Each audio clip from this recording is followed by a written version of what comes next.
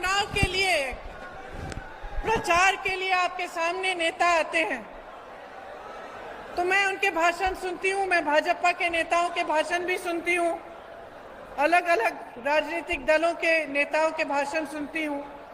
ज्यादातर मुझे लगता है कि ऐसे मुद्दों पर बात करते हैं जिससे आपकी जो रोजमर्रा का जो जीवन है उससे कम ताल्लुक है, मतलब आपके ध्यान को भटकाने वाली बातें ज्यादा होती हैं।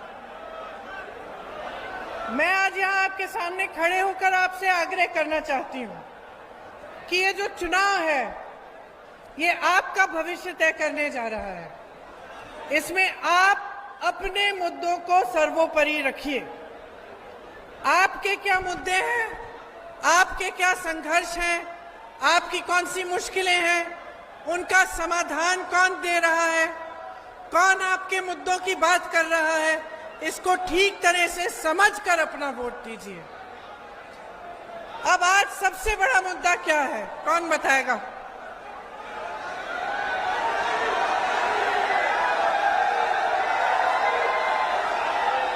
बेरोजगारी की महंगाई,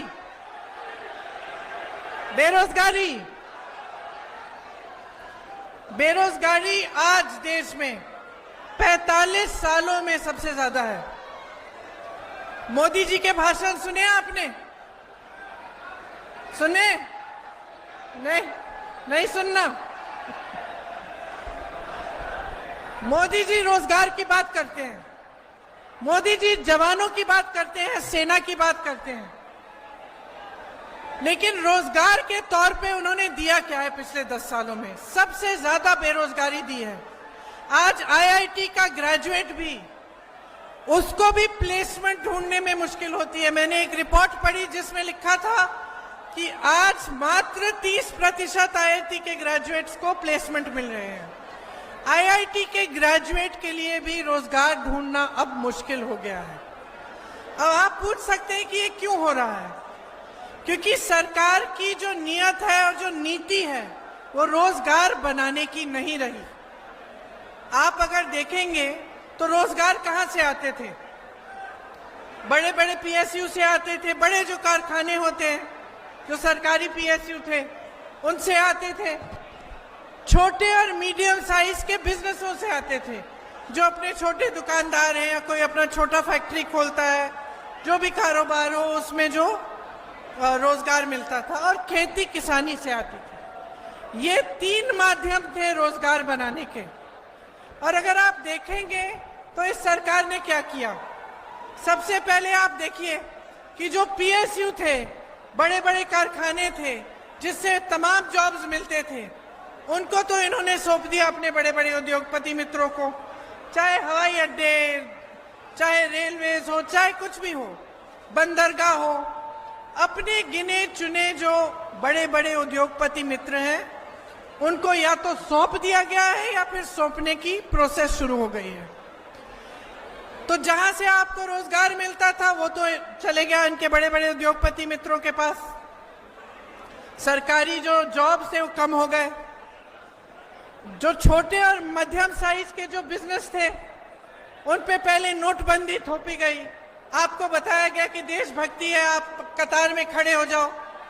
आपने किया भी, आपने पूरा विश्वास किया कि भाई काला धन वापस आ जाएगा। अब पता चल रहा है वो काला धन कहां गया। अब पता चल रहा है क्योंकि सुप्रीम कोर्ट ने कहा कि जो चंदा भाजपा को मिली है उसको दिखाओ, पूरा दिखाओ, पारदर्शी बनाओ, उसकी लिस्ट बताओ। अब उसमें पता चल रहा है कि काला धन कहां पहुंचा। सबसे चंदा ली है, सबसे ज्यादा इन्होंने ली है। जो गुजरात में पुल गिरा, जो पुल बनाया, जिसने पुल बनाया था उससे इन्होंने चंदा ली। जहां जहां बड़े बड़े ठेके, सबसे चंदा ली। कोविड में आपको वैक्सीन लगी? हाथ उठा के बताओ। वैक्सीन की कंपनी से चंदा ली। तो अब पता चल रहा है कि काला धन गया कहां और नोटबंदी क्या थी। लेकिन नोटबंदी का नुकसान कौन झेल रहा है? मोदी जी। मोदी जी, भाजपा के नेता, आप झेल रहे हो। ये छोटे दुकानदार, ये जो दुकानें हैं यहाँ, छोटे बिजनेस, उसके बाद जीएसटी आई। तो जो छोटा दुकानदार है, छोटा बिजनेस वाला है, उसको तो लगभग आपने खत्म कर दिया, वो रोजगार नहीं दे सकता। खेती किसानी पे आई है, इतनी महंगी हो गई है सारी चीजें उसके लिए, चाहे खाद हो, चाहे पेट्रोल डीजल हो, चाहे जिन चीजों पर जीएसटी हो वो। तो किसान इतना तरस रहा है, महंगाई से इतना उसको दबा दिया गया है कि वो कमा नहीं पा रहा है।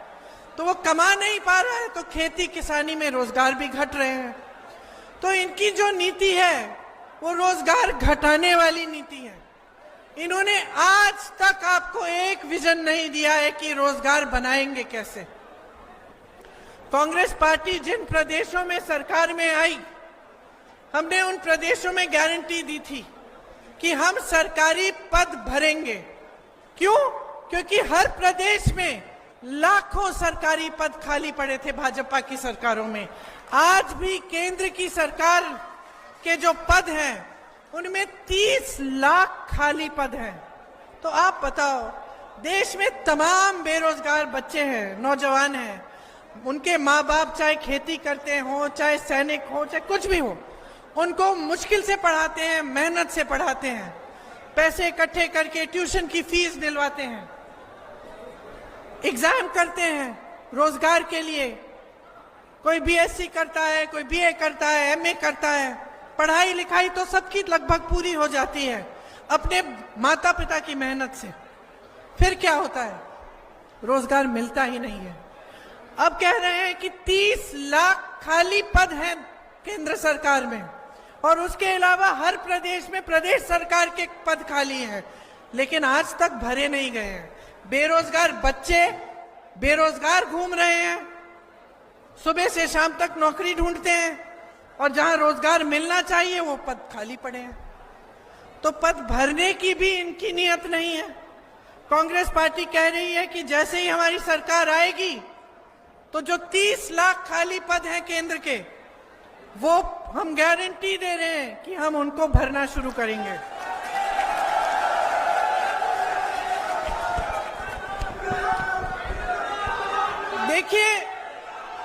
देखिए हम समझ रहे हैं कि इन 10 सालों में सबसे ज्यादा नुकसान किसने झेला है। इस देश के गरीब, किसान, नौजवान, इस देश की महिलाओं ने झेला है। और क्योंकि हम इस बात को समझते हैं, हम इस चुनाव में कुछ ऐसी घोषणाएं हमने की हैं जो हम पूरी करके आपको दिखाएंगे। इसीलिए हमने उनको गारंटी का नाम दिया है। हमने जिन प्रदेशों में हमारी सरकार बनी, आपने देखा होगा, हिमाचल में, छत्तीसगढ़ में, हमने कुछ गारंटी चुनाव से पहले दी थी। हमने कहा था कि कर्नाटका में हमने कहा था कि हम महिलाओं को 2000 रुपए प्रति माह देंगे। वो देना शुरू हो गया है, हिमाचल में देना शुरू हो गया है। हमने कहा था ओपीएस लागू करेंगे, ओपीएस लागू हो गया उन प्रदेशों में। इस तरह की जो गारंटी है, जो हमने करके दिखाई है, वही गारंटी हम इस चुनाव में आपके सामने लाए हैं। और उनमें से मैं कुछ सुनाना चाहती हूं आपको। जो बेरोजगारी है देश में, इसको हम समझ रहे हैं, और हम चाहते हैं कि हर परिवार में जो पहली नौकरी है वो पक्की हमारी तरफ से, केंद्र की सरकार की तरफ से आपको मिले। जो बच्चे स्नातक पास हैं उनको 1 लाख रुपया दिया जाएगा। 5000 करोड़ का फंड बनाया जाएगा, जिससे जो नौजवान अपना छोटा कारोबार, छोटा बिजनेस शुरू करना चाहता है या स्टार्टअप करना चाहता है, उसको फंडिंग मिलेगी। पेपर लीक यहां भी हुए हैं और अन्य प्रदेशों में हुए हैं। अब पूरे देश में ऐसा माहौल बन गया है कि आप मेहनत करते हैं, आपके माता पिता फीस को इकट्ठा करने के लिए मेहनत करते हैं, आप पढ़ाई करते हैं, ट्यूशन्स करवाते हैं, और फिर भी जब आप पेपर देते हैं तो आपको कुछ पता नहीं कि आपको नौकरी मिलेगी, पास भी होगे कि नहीं। पेपर लीक हो जाता है, घोटाले होते हैं, 20-20 लाख में नौकरियां बिकती हैं, और आप कहीं के नहीं रहते। क्योंकि हम इस बात को समझते हैं, हम पेपर लीक का एक कानून निकालेंगे और एक जॉब कैलेंडर निकलवाएंगे, जिसमें जिस दिन नियुक्ति होगी उसका डेट पहले से लिखा होगा, जिस दिन एग्जाम होगा उसका डेट, जिस दिन रिजल्ट आएगा उसका डेट। और अगर इधर उधर किसी अधिकारी ने करने की कोशिश की तो उस पर सख्त कार्रवाई की जाएगी। एक कानून लाएंगे हम। आपके प्रदेश से बहुत पलायन होता है।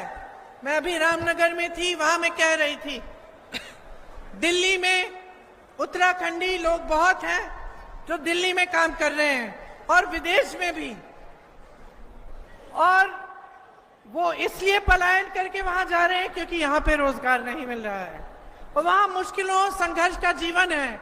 अपने पूरे परिवार को कोई ला पाता है, कोई नहीं ला पाता, किसी को अपने परिवार को छोड़ के वहां जाना पड़ता है। साल में मात्र 1-2 बार घर आने को मिलता है। घर आने को मिलता भी है तो मुश्किलों का सामना करना पड़ता है क्योंकि यहाँ बहुत संघर्ष है। तो पलायन को रोकने के लिए कांग्रेस पार्टी चाहती है कि उत्तराखंड में जो पर्यटन की स्कीम्स है और जो पर्यटन को बढ़ावे देने के लिए जो स्कीम्स है वो बनाई जाए, और हम चाहते हैं कि यहाँ की खेती को मजबूत किया जाए।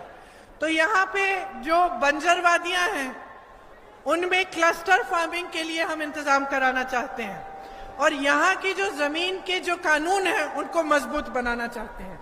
तो जैसे हिमाचल प्रदेश भी आपके जैसा प्रदेश है, पहाड़ों का इलाका है, वहाँ पे क्लस्टर फार्मिंग के जरिए आजकल हल्दी, सेब, मशरूम वहाँ उगाया जाता है और वहाँ से आयात निर्यात किया जाता है उसका। तो उसी तरह से हम यहाँ कराना चाहते हैं। यहाँ पे जो आपके जमीन के कानून हैं वो कमजोर किए गए हैं, और अगर मैं कह रही थी कि जो केंद्र की सरकार है उनकी जो तमाम नीतियां उनके बड़े बड़े उद्योगपति मित्रों के फायदे के लिए बनाई जाती हैं, तो ये भी एक इस तरह की नीति है कि आपके कानून कमजोर करके वो जो आपकी जमीनें हैं वो बाहर के लोगों को बिके और बड़े बड़े उद्योगपतियों को बिके, ताकि फिर उन्हीं का फायदा हो। तो हम चाहते हैं कि आपके जो खुद के यहाँ के कानून हैं उनको हम मजबूत बनाएं। किसान की सम्मान निधि की बड़ी बात करते हैं बीजेपी के नेता। कांग्रेस ये नहीं चाहती कि आपको सिर्फ सरकार की तरफ से थोड़ा बहुत पैसा मिले। हम चाहते हैं कि आप अपने पैरों पे खड़े हों, जो मिल रहा है वो अच्छा है, वो भी मिले, लेकिन सबसे जरूरी ये है कि आप खुद अपनी कमाई कर पाएं। यहाँ के जो किसान हैं अपने पैरों पे खड़े हो पाएं, और जो जितना मेहनत कर रहे हैं, अपना खून पसीना बहा रहे हैं, उसकी जो कीमत है वो उनको मिले, कि वो अपना जीवन मजबूत बना पाए, अपना भविष्य मजबूत बना पाए। इसीलिए हम चाहते हैं और हम करके दिखाएंगे कि एमएसपी एक कानून बन जाए। इसके साथ साथ खेती के जो सारे सामान हैं आज आपको उन पर जीएसटी देना पड़ रहा है, इसीलिए आपकी मुश्किलें बहुत बढ़ रही हैं और महंगाई बहुत बढ़ रही है आपके लिए। हम सारे किसानों के जो सामान हैं जिन पर आज जीएसटी है उन सबको जीएसटी मुक्त करेंगे। आपने देखा होगा, पता नहीं आपने सुना है कि नहीं, लेकिन जो गिने चुने बड़े उद्योगपति मित्र हैं प्रधानमंत्री जी के, उनको आपको मालूम है कितना लोन माफ किया गया है? बताइए कितना लोन माफ किया गया है? 16,000 करोड़ रुपए लोन माफ किए हैं उनके। आपने देखा टीवी पे किस तरह से शादियां करा रहे हैं? देखा? देखा नहीं देखा? देखा ना? और किसान कैसे शादी कराता है? किसान कैसे शादी कराता है, मैं आपसे पूछना चाहती हूं। ऋण लेके कराता है, पैसे नहीं बचते उसके पास, ऋण लेता है। मैंने यूपी में देखा है 10-10 हजार रुपयों के लिए आत्महत्या कर रहा है किसान, क्योंकि दे नहीं पाया। उसकी बच्चियां रोती हैं। 40,000 50,000 रुपयों के लिए आत्महत्या कर रहे हैं, क्योंकि किसान के लोन माफ नहीं हो रहे हैं। बड़े बड़े उद्योगपतियों को तो जरूरत ही नहीं है, उनके पास इतने 1000 करोड़ रुपए पहले से हैं, लेकिन उनके लोन माफ हो रहे हैं, किसानों के माफ नहीं हो रहे हैं। किसान मर जाए, किसान गरीबी के दलदल में धंसा रहे, इस सरकार को कोई परवाह नहीं है। हम चाहते हैं कि कृषि ऋण के माफी के लिए एक स्थायी आयोग बने, ताकि ये एक चुनाव की बात नहीं, एक सरकार की बात नहीं, लगातार जब आप ऋण लेंगे तो आपके ऋण माफ होंगे। नई कृषि की आयात निर्यात की हम नीति लाना चाहते हैं, जिससे आपका फायदा हो, किसी बड़े उद्योगपति का नहीं। आपको मालूम है हिमाचल में सेब उगाते हैं। मोदी जी ने क्या किया? सेब के सारे कोल्ड स्टोरेज अडानी जी को दे दिए। अडानी जी के पास सारे कोल्ड स्टोरेज हो गए, तो बताओ सेब का दाम तय कौन करेगा? अडानी जी। तो सेब का दाम तय करेंगे बड़े उद्योगपति, किसान क्या करेगा? किसान को तो मिलता ही नहीं है सही दाम। तो ये चल रहा है इस देश में। आप इन बातों को अगर ठीक ढंग से नहीं समझेंगे तो आप इसी तरह से आगे के 5 साल निकालेंगे, जिस तरह से आपके पिछले 10 साल बीते हैं। आपको टीवी पे, होर्डिंग्स पे बहुत अच्छी अच्छी चीजें दिखाई जाती हैं। देखते हैं ना, बड़े बड़े देश, दूसरे अलग अलग देशों के प्रधानमंत्री, राष्ट्रपति तारीफ कर रहे हैं मोदी जी की, कह रहे हैं कि देश बहुत आगे बढ़ रहा है। गर्व होता है ये सब सुनने से। क्या आपको लगता है कि हमें नहीं होता? हमें भी होता है। हम भी खुश होते हैं कि हमारे देश की तारीफ हो रही है, लेकिन हम असलियत को नहीं भूल रहे हैं। असलियत ये है कि आप देश की जनता हो और आपका जीवन संघर्षों से भरा हुआ है। आप महंगाई का सामना कर नहीं पा रहे हो, किसान ऋण के दलदल में फंसा हुआ है। ये भी सच्चाई है। इस सच्चाई को नकारा क्यों जा रहा है? ये सच्चाई आपको टीवी पे क्यों नहीं दिखती? हाँ, क्योंकि बिका हुआ है मीडिया। आपको मालूम है कि हमारे देश की मीडिया 90% से अधिक बड़े उद्योगपतियों की है। वो कंपनियां ही बड़े उद्योगपतियों की हैं। तो आपको सच्चाई कौन दिखाएगा? मोदी जी आते हैं मंच पे, वही कहते हैं जो 5 साल पहले कहा। मैं उनका भाषण सुन रही थी। क्या मोदी जी समझ पा रहे हैं? क्या होता है ना कि अब हमारे कितने पुष्ट हो गए राजनीति में, बहुत प्रधानमंत्री देखे हैं हमने, सत्ता देखी है, बहुत मंत्रियों को देखा है, कांग्रेस के मंत्री देखे हैं, भाजपा के देखे हैं, अन्य प्रधानमंत्री देखे हैं। तो क्या होता है कि जब कोई सत्ता में रहता है और सत्ता बहुत ज्यादा होती है उसके पास, तो लोग सच्चाई बताने से डरते हैं। डरते हैं कि नहीं? अरे आप प्रधानमंत्री की क्या बात कर रहे हैं? आप किसी पुलिस स्टेशन में चले जाइए, किसी पुलिस स्टेशन में चले जाइए, तो जो सबसे बड़ा अफसर है उसको कभी कभी कांस्टेबल भी सच नहीं बताएगा, डर के मारे कि भाई नाराज हो जाएगा, मुझ पे ही मार पड़ेगी, मुझे ही भुगतना पड़ेगा। तो आप सोचिए कि एक प्रधानमंत्री जिसके पास इतनी सत्ता हो गई है, जो किसी को सवाल उठाने ही नहीं देता, उससे कौन सवाल पूछ रहा है? उसे सच्चाई कौन बता रहा है? उनको दिख भी रहा है कि यहाँ की देश की जनता कैसे जी रही है। वो समझ सकते हैं कि एक महिला के पास जो पैसे छोटे मोटे वो इकट्ठे करती है दिन रात काम करके, जब वो दुकान जाती है कुछ खरीदने के लिए अपने बच्चों के लिए, एक वर्दी, नए जूते, एक बोतल, स्कूल में पानी नहीं है पानी ले जाने के लिए एक बस्ता, तो कितनी मुश्किल से खरीद पा रही है। क्या प्रधानमंत्री जी समझ सकते हैं? नहीं समझ सकते। उनको तो कोई बताने वाला ही नहीं है। वो मंच पे आते हैं, उनको लगता है कि सब खुशहाल है, सब खुश है। सामने 10 लोग खड़े हो जाते हैं, मोदी जी मोदी जी मोदी जी चिल्लाते हैं, खुश हो जाते हैं, सोचते हैं कि देश खुश है।